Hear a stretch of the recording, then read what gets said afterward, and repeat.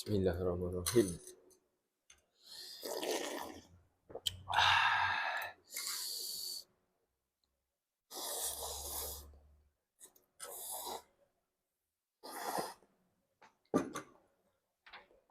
Amaran guys, jangan pernah sesekali makan mie ni.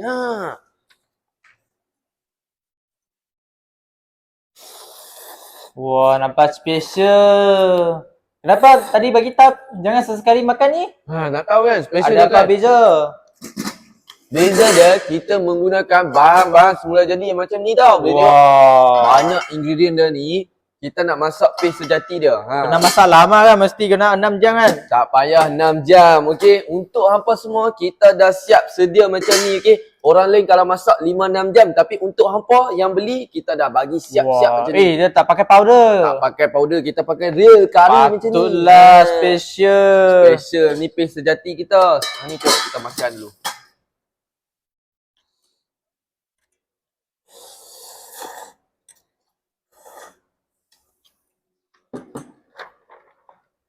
Amaran guys, jangan sesekali makan mie ni tau. Jangan beli. Lepas tu nak beli lagi? Kat mana? Jangan beli kita punya ni kari mie ni sebab nanti dia ketagih tau. Dia boleh buat hampa ketagih. Tapi kalau nak beli juga boleh dapatkan dekat beg kuning sekarang ni tau. Beg kuning. Untuk 100 orang terawal akan dapat harga travel pack lagi. Nak lah. Boleh. So jangan beli. Nanti hampa semua akan ketagih tau. Jangan beli. Anak.